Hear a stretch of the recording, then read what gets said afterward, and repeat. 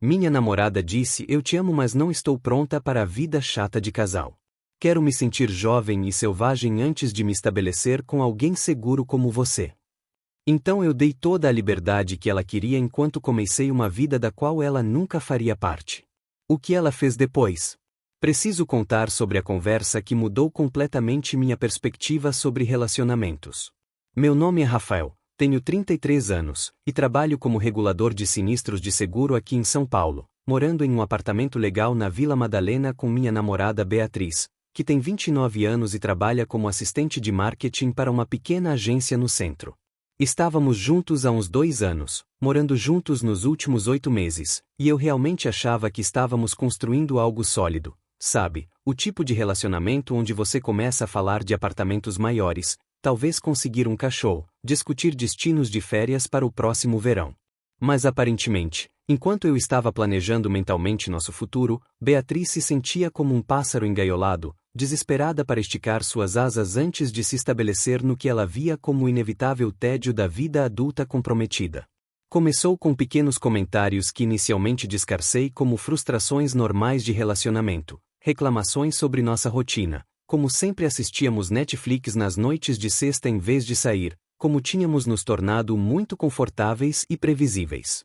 Ela mexia no Instagram, me mostrando fotos de suas amigas solteiras em baladas ou em viagens espontâneas de fim de semana, suspirando dramaticamente e dizendo coisas como sinto falta de me sentir viva ou quando ficamos tão chatos. Eu sugeria que poderíamos sair para dançar ou fazer uma viagem de fim de semana nós mesmos, mas ela descartava essas ideias com o gesto da mão, dizendo que não era a mesma coisa quando você já era um casal porque realmente não pode experimentar aquela sensação elétrica de conhecer pessoas novas ou ter aventuras inesperadas.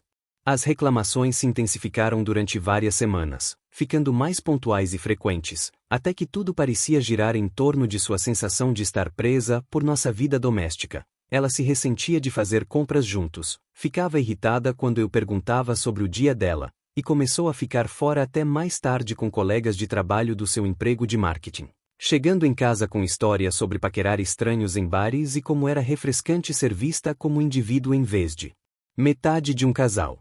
Sua irmã Mariana, que trabalha como enfermeira e sempre foi a voz prática na família delas, tentou conversar com ela durante um dos cafés semanais, apontando que a síndrome da grama mais verde era natural, mas que jogar fora um relacionamento estável por alguma fantasia de emoção tipicamente era um erro que as pessoas se arrependem.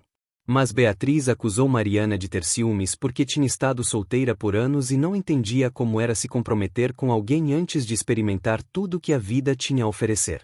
O ponto de ruptura veio numa terça-feira à noite no final de março, quando eu estava revisando alguns casos complexos de fraude de seguro para o trabalho, analisando pedidos médicos e relatórios de danos à propriedade para determinar quais justificavam mais investigação. Quando Beatriz se sentou na minha frente na nossa mesa da cozinha com essa expressão séria que imediatamente fez meu estômago cair. Rafael, precisamos ter uma conversa honesta sobre nós, ela disse, e fechei meu laptop porque nada de bom começa com essa frase, dando toda a minha atenção enquanto me preparava mentalmente para qualquer bomba que ela estava prestes a soltar. Ela respirou fundo e se lançou no que pareceu um discurso ensaiado sobre quanto me amava e valorizava nosso relacionamento, mas como estava começando a sentir que nunca tinha realmente vivido sua vida como uma mulher solteira e independente, nunca tinha tido essas histórias selvagens que suas amigas falavam, nunca tinha experimentado a emoção de incerteza e possibilidade que vem com estar livre e disponível. Eu te amo, Rafael, e sim quero nosso futuro juntos, ela disse, estendendo a mão para apertar a minha. Mas preciso me sentir jovem e selvagem antes de me estabelecer com alguém seguro como você. A palavra seguro me atingiu como um golpe físico, e quando pedi para ela explicar exatamente o que queria dizer com isso, ela me disse que eu era exatamente o tipo de homem com quem queria se casar algum dia, estável, responsável, bom com finanças, o tipo de cara que nunca desapareceria ou causaria drama ou partiria seu coração, mas que precisava experimentar como era sair com outros tipos de homens primeiro, homens mais emocionantes e imprevisíveis, antes de poder realmente apreciar o que eu oferecia. Você é seguro e estável, Rafael, exatamente o que vou querer quando estiver pronta para ser séria e pensar em casamento e filhos e financiamentos e todas essas coisas de adulto, ela explicou com o que provavelmente pensou ser um sorriso tranquilizador, mas agora mesmo só preciso de um tempo para tirar isso do meu sistema. Ela falou sobre querer fazer viagens de amigas sem se sentir culpada, querer dançar com outros homens em baladas, querer sentir aquela emoção de borboletas no estômago que ela alegava ter desaparecido do nosso relacionamento porque tudo entre nós tinha se tornado muito previsível e confortável. Quando perguntei o que isso significava para nós praticamente falando, ela sugeriu que dessemos um tempo, não um término permanente. Ela se apressou a esclarecer, apenas um espaço temporário para ela explorar e descobrir quem era quando não era metade de um casal, enquanto sabia que eu estaria lá quando estivesse pronta para ficar séria sobre construir um futuro real juntos. Só me dê tempo para tirar isso do meu sistema, ela disse, apertando minha mão mais forte, e então poderemos construir algo real e duradouro, algo que eu realmente vou apreciar porque saberei o que mais existe por aí. Sentei ali olhando para essa mulher para quem eu tinha estado mentalmente comprando anéis de noivado, essa mulher que eu tinha estado considerando adicionar ao meu plano de saúde do trabalho, e percebi que ela me via não como parceiro mas como um plano de aposentadoria, algo sólido e chato para confiar depois de se divertir com opções mais emocionantes. Aqui é onde surpreendi todos, incluindo eu mesmo, com minha resposta. Na manhã seguinte, depois que Beatriz tinha feito uma mala e ido ficar com sua irmã Mariana por alguns dias enquanto descobríamos as coisas, me sentei naquela mesma mesa da cozinha com meu café e realmente pensei no que ela tinha dito, não a parte sobre eu ser seguro e chato, mas a parte sobre precisar tirar algo do seu sistema antes de poder apreciar o que tínhamos. E sabe o que me atingiu como um raio? Eu também tinha coisas para tirar do meu sistema. Sonhos e experiências que tinha estado adiando porque achei que construir uma vida com alguém significava guardar suas ambições individuais no armário dos fundos até a aposentadoria. Então, quando Beatriz me mandou uma mensagem naquela tarde perguntando se poderíamos estabelecer algumas regras básicas para nosso tempo, provavelmente esperando que eu negociasse termos sobre quanto tempo esperaria e que tipo de contato manteríamos, simplesmente respondi: leve todo o tempo que precisar, e eu farei o mesmo. Ela provavelmente pensou que eu queria dizer que passaria o tempo trabalhando em mim mesmo para me tornar o namorado emocionante que ela queria, talvez fazer algumas aulas de culinária ou aprender violão para impressioná-la quando voltasse, mas esse não era meu plano. Veja, trabalhar em regulação de sinistros de seguro te ensina sobre avaliação de risco e cenários do pior caso, e analisando minha situação como faria com qualquer sinistro complexo, percebi que esperar alguém decidir que eu valia seu tempo era o investimento de maior risco que eu poderia fazer. Em uma semana, tinha feito algo que provavelmente soa estranho mas fez perfeito sentido para mim. Me juntei a um grupo de apoio para divorciados que se encontrava nas terças à noite em um centro comunitário no centro de São Paulo, não porque eu fosse divorciado, mas porque achei que essas pessoas tinham experiência reconstruindo suas vidas depois que relacionamentos terminavam. E eu precisava dessa perspectiva mais do que precisava de terapia de casal ou conselhos de relacionamento. O grupo era liderado por esse cara Roberto, de 35 anos, um pai divorciado que trabalhava em consultoria empresarial e tinha essa maneira calma e direta de falar sobre vida após grandes decepções que realmente ressoou comigo. O maior erro que cometi depois do meu divórcio, Roberto disse ao grupo durante minha segunda sessão, foi ficar sentado esperando minha vida começar de novo, em vez de perceber que já tinha começado no momento em que ela saiu. Essa declaração me atingiu como uma revelação, porque entendi que Beatriz sair, mesmo temporariamente, era realmente o começo de algo novo, não uma pausa em algo velho. Roberto me apresentou a escalada, algo que sempre tive curiosidade mas nunca persegui porque Beatriz achava muito perigoso e se preocupava com implicações do seguro se eu me machucasse. O que sempre aceitei porque, sim, trabalho em sinistros e sei exatamente quanto podem custar contas médicas. Mas agora, colocando equipamento de escalada em uma instalação indoor em Alphaville, sentindo meus músculos arderem enquanto subia faces de rocha artificiais, me senti mais vivo do que tinha estado em meses, não porque estava tentando me tornar outra pessoa para reconquistá-la, mas porque finalmente estava fazendo coisas que realmente queria fazer. Também me inscrevi em aulas de forró, o que era parcialmente irônico já que ela sempre tinha reclamado que nunca dançávamos, mas principalmente porque genuinamente queria aprender há anos e tinha ficado muito constrangido para sugerir quando estávamos juntos. A instrutora, uma mulher chamada Carla que ensinava em um estúdio perto da Liberdade, me emparelhava com diferentes parceiras a cada semana, e descobri que realmente tinha ritmo e que dançar com alguém novo a cada aula era emocionante de uma maneira que não tinha nada a ver com interesse romântico e tudo a ver com pura alegria de movimento e música. Enquanto isso, Beatriz estava postando stories no Instagram de baladas na Vila Madalena e Itaim, sempre com o mesmo grupo de amigas solteiras e sempre apresentando esse personal trainer chamado Bruno que trabalhava na academia dela e parecia ser a encarnação física de tudo que ela achava que faltava no nosso relacionamento: espontâneo, confiante. O tipo de cara que sugeria viagens de madrugada para Campos do Jordão ou fins de semana em Búzios sem se preocupar com orçamentos ou dias de férias. Seus posts tinham essa qualidade forçada, como se estivesse tentando convencer a si mesma tanto quanto seus seguidores de que estava vivendo sua melhor vida, muitas selfies rindo muito alto e legendas vivendo o momento que pareciam desesperadas em vez de genuínas. Mas aqui está o que realmente a incomodou. Segundo Mariana, que começou a me ligar ocasionalmente para ver como eu estava, minhas redes sociais estavam mostrando uma versão completamente diferente da história que ela esperava.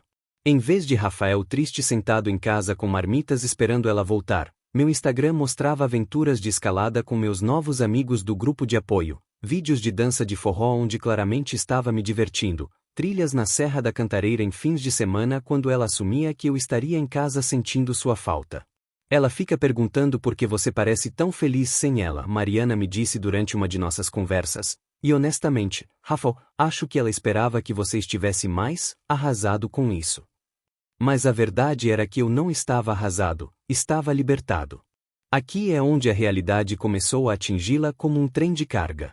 Umas 6 semanas depois de sua fase selvagem, a glamourosa vida de solteira que Beatriz tinha estado perseguindo começou a perder seu brilho mais rápido que uma joia barata. Bruno, o personal trainer que ela tinha estado apresentando em todos seus stories do Instagram, acabou sendo exatamente o que você esperaria de um cara que passa seus dias se exibindo em espelhos e cantando mulheres na academia, charmoso por umas 2 saídas, mas basicamente só interessado em casos e tinha zero interesse em algo que se parecesse com conexão emocional ou conversa genuína. Quando Beatriz tentou introduzir alguma profundidade às interações deles, sugerindo que fossem a um museu ou jantassem em algum lugar que não envolvesse música alta e caipirinhas caras, Bruno ou mudava de assunto ou diretamente dizia que ela estava pensando demais e que eles deveriam simplesmente manter divertido e casual.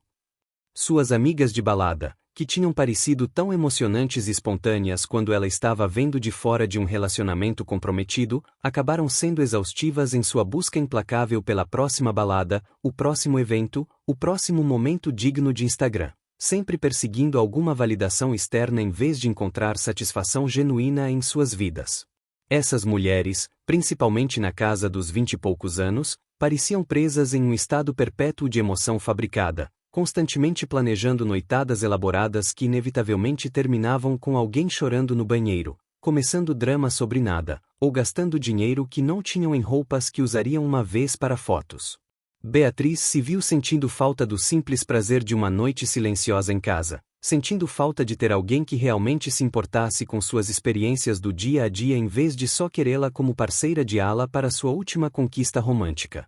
A novidade de homens aleatórios pagando bebidas e tentando impressioná-la com cantadas terríveis tinha se esgotado rapidamente, especialmente quando percebeu que a maioria dessas interações eram vazias e esquecíveis, carentes de qualquer substância real ou potencial para conexão significativa. Então, naturalmente, ela começou a me contatar, testando as águas com mensagens casuais que começaram inocentemente, perguntando como eu estava, mencionando algo engraçado que a lembrou de uma piada interna que compartilhávamos, enviando fotos de lugares que tínhamos visitado juntos com legendas como "Lembra quando viemos aqui?". Mas aqui está o que ela não esperava. Eu estava genuinamente ocupado, não sentado esperando suas mensagens como algum cachorro leal esperando migalhas de atenção.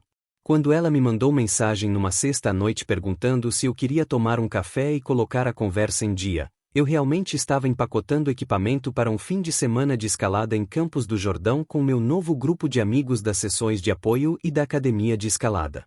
Quando ela sugeriu que poderíamos assistir nosso antigo programa favorito juntos alguma vez, eu estava na prática de forró me preparando para um evento de dança social para o qual Carla tinha convidado todos seus alunos.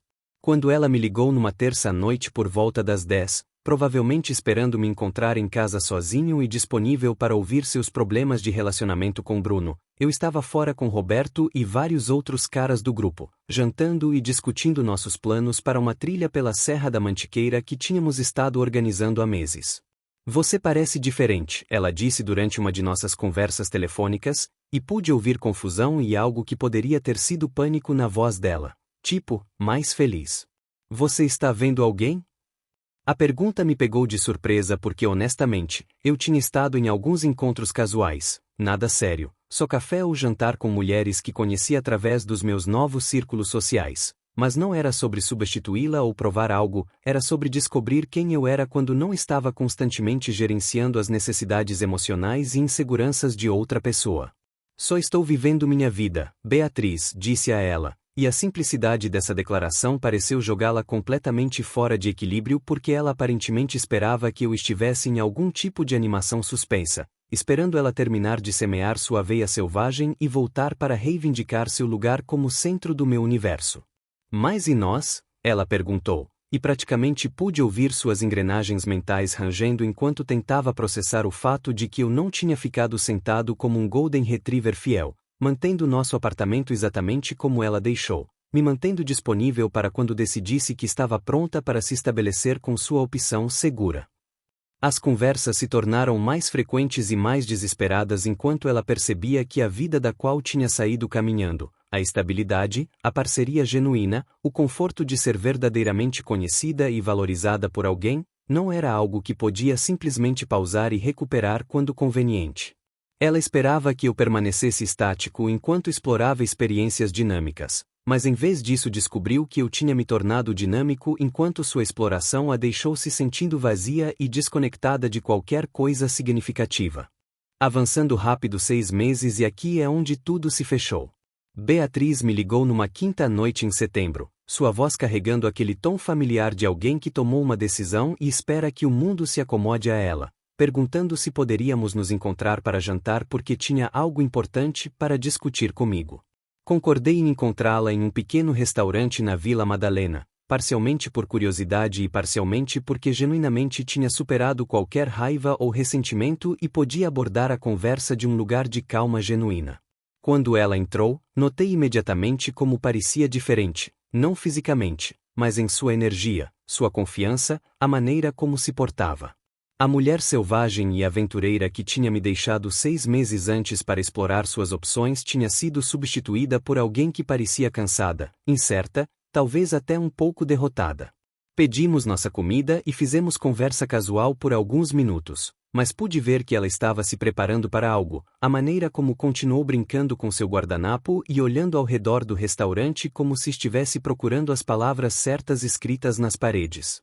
Finalmente, ela respirou fundo e se lançou no que claramente era outro discurso ensaiado, desta vez sobre quanto tinha aprendido sobre si mesma durante nosso tempo separados, quão valiosa a experiência tinha sido para seu crescimento pessoal, mas como tinha chegado a perceber que o que tínhamos juntos era raro e especial e valia a pena lutar por isso. Estou pronta agora, Rafael, ela disse, estendendo a mão através da mesa para tocar a minha. Pronta para ser séria, pronta para construir o futuro de que falávamos.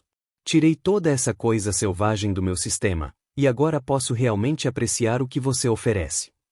A ironia não me passou despercebida de que ela estava essencialmente me pedindo para ficar grato por ter decidido que eu era digno da atenção dela agora que tinha confirmado que não havia nada melhor disponível. Ela falou sobre como tinha sido exaustivo estar constantemente ligada com pessoas que realmente não a conheciam, como a maioria de suas interações tinha se tornado superficial. Quanto sentia falta de ter alguém que entendesse seus humores e seu humor e suas peculiaridades sem precisar de explicação constante. Você estava certo em esperar, ela disse com um sorriso que provavelmente funcionou 6 meses atrás. E agora podemos retomar de onde paramos, mas melhor, porque sei o que quero agora. Escutei toda sua apresentação sem interromper, vendo essa mulher que uma vez foi o centro do meu universo tentando reivindicar uma posição que não existia mais. E quando ela terminou de falar, fiquei quieto por um longo momento, não porque estava considerando sua oferta, mas porque estava me maravilhando com quão completamente diferente me sentia sentado na frente dela. Beatriz, disse finalmente, acho que houve um mal-entendido. Eu não estava esperando por você. A confusão que cruzou seu rosto foi quase cômica, como se eu tivesse dito que a gravidade tinha parado de funcionar ou que terça-feira tinha sido cancelada. O que você quer dizer que não estava esperando? Concordamos em dar um tempo para eu descobrir as coisas, e agora descobri. Expliquei a ela, tão gentilmente quanto pude, que um tempo tinha significado exatamente isso para mim. Um tempo, não uma pausa, não um intervalo onde eu ficaria no banco enquanto ela jogava no jogo. Contei sobre Roberto e o grupo de apoio, sobre a escalada e o forró, sobre os amigos que fiz e a confiança que ganhei, sobre as mulheres com quem saí e aquela que estava vendo seriamente no momento, uma consultora financeira chamada Tânia que me apreciava exatamente como eu era agora, não como alguém para se conformar depois de esgotar melhores opções. Mas eu te escolhi, Beatriz disse, e pude ouvir desespero se arrastando em sua voz enquanto percebia que seu plano cuidadoso de ter seu bolo e comê-lo também estava desmoronando em tempo real. Eu poderia ter ficado com Bruno ou qualquer um daqueles outros caras, mas escolhi voltar para você. Foi aí que entendi que ela ainda não entendia, ainda via nosso relacionamento como algo que podia guardar e recuperar quando conveniente. Ainda pensava em mim como sua apólice de seguro em vez de uma pessoa com sua própria agência e escolhas.